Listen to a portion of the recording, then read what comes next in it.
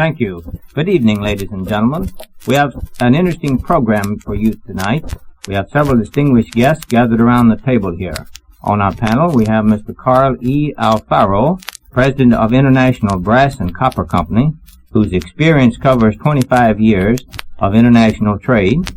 Dr. Ernest Patra, Import Manager of Steinhardt and Norlinger, who was formerly associated with the League of Nations and served in a consulting capacity with the International Trade Organization Charter Committee, and Mr. George Basset, Supervisor of the Foreign Trade Unit of the City College Midtown Business Center.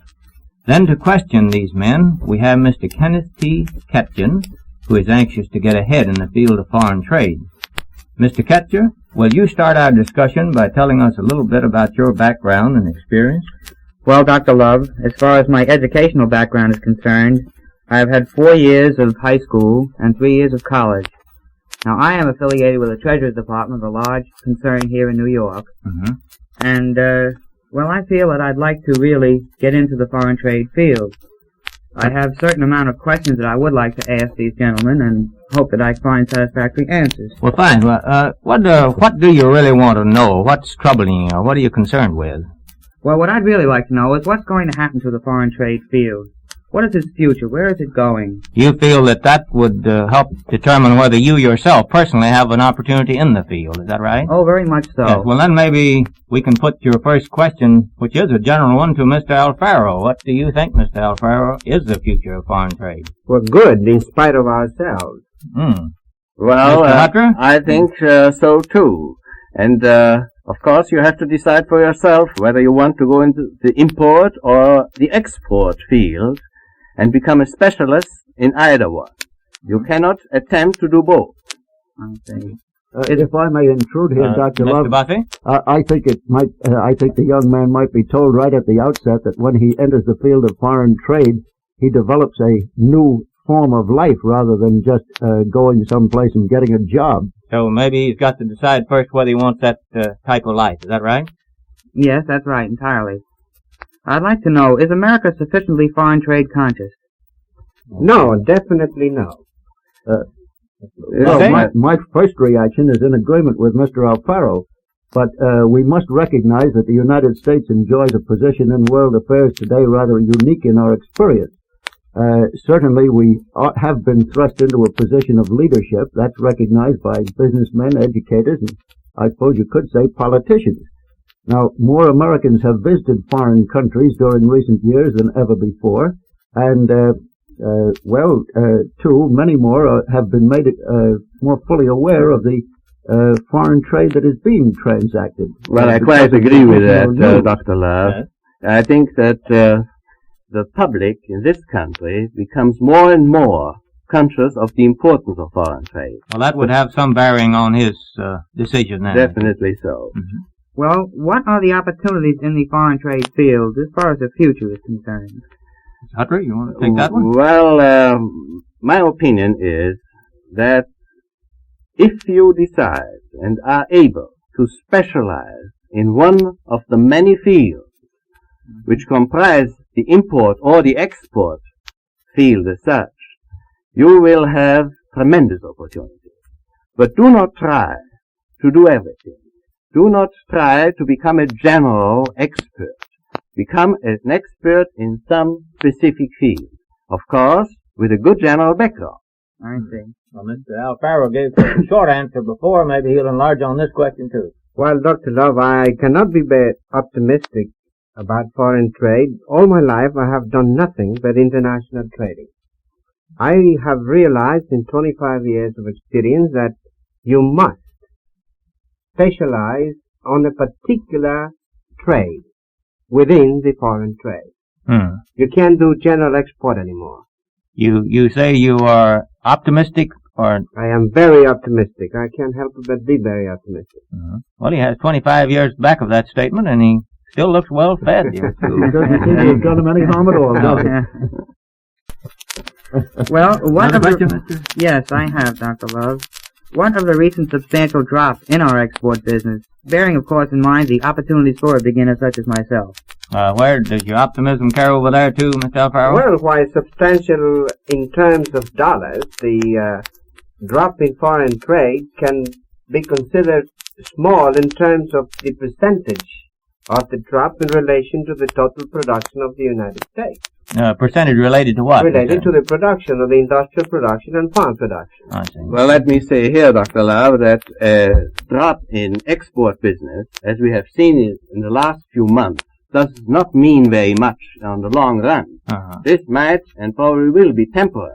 I see. And the future of our export trade depends on world politics and on the attitude of our own government, primarily. Well, I'm sure Mr. Ketchen will listen to that with interest, because it's the future in which you're interested, Mr. Ketcher, is it? That is entirely true.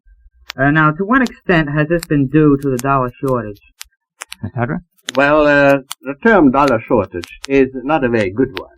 What is really meant when people talk about dollar shortage is that the foreign countries don't have any good money with which to purchase. If they had, then dollar shortage wouldn't exist.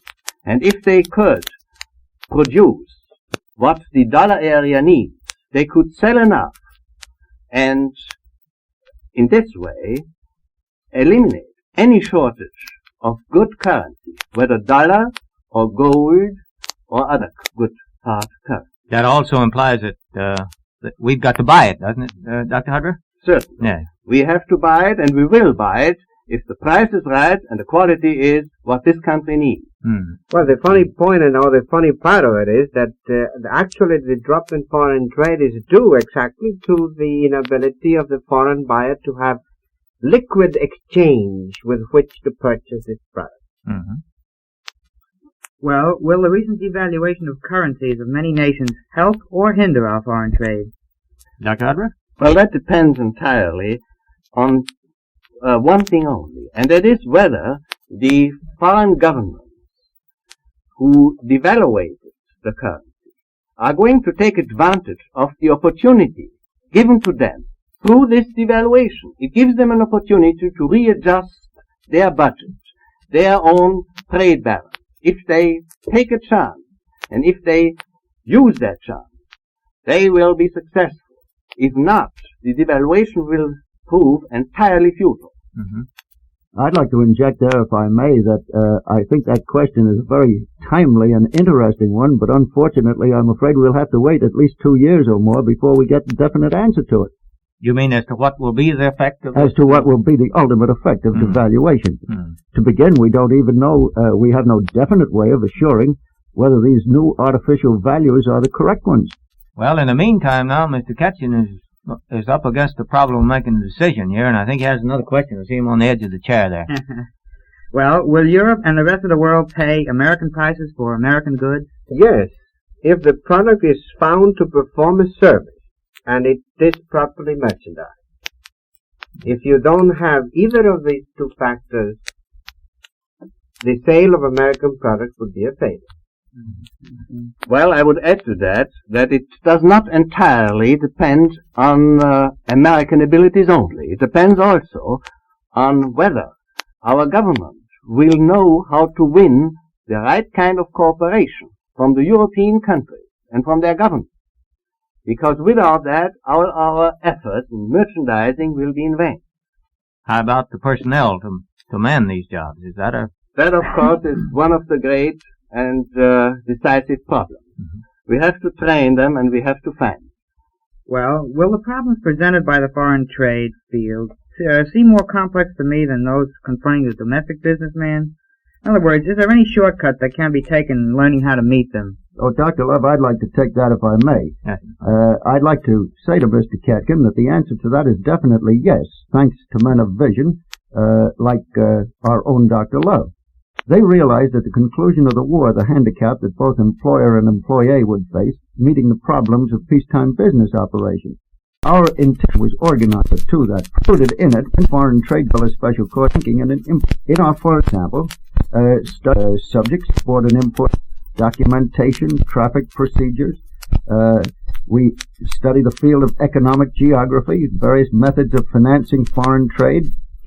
All of these subjects are led, the studies rather, are led by executives from the respective fields. The studies are coordinated through laboratory sessions where we endeavor to reduce the work to as near the practical business level as possible. It might be of interest, too, Mr. Ketkin, to know that the experience of our graduates and the expressed opinion, too, of many of their employers indicates that the benefits derived from the course are equal to 2 or 3 years of practical experience.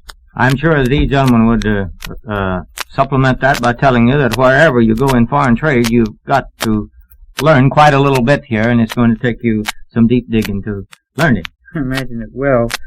Well, I understand that there might be jobs if the United States capital went abroad. Will United States money go overseas?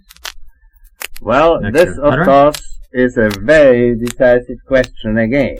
Will the situation be such that American capital will be encouraged to invest abroad? I believe that our public is becoming more and more aware of the fact that this is one of the crux, one of the most important decisions to be made. And our government, I am certain, understands it. Point 4, the famous point 4 of President Truman's inauguration speech, points in this direction.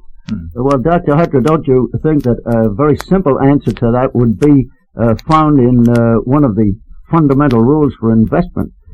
Investors placing money at risk seek safety of principal first and certainty of income second. When those conditions obtain, American capital will go abroad without any encouragement. This is quite correct, Mr. Bossé. Only these conditions don't arrive, they don't just happen by themselves. No, it is unfortunately. It is necessary for our government to do the necessary to create such conditions. Well, not only our government, Mr. Hutter, I mean, foreign governments are the only ones who can encourage American capital to go to other countries. They're the ones to create that condition, of course. Yes. They have to guarantee fair treatment. Well, gentlemen, with the national controls... I'm sorry to interrupt this interesting discussion, but I see that our time is running short. I want to thank you, Mr. Alfaro, and you, Dr. Hutter, and Mr. Bossé, for your aid and helpful advice, and for being with us on our program tonight. Mr. Ketcher, may I thank you also for being with us. I believe you probably received some useful information here this evening, which should stand you in good stead in your career in foreign trade. I wish you the very best of luck. Good night.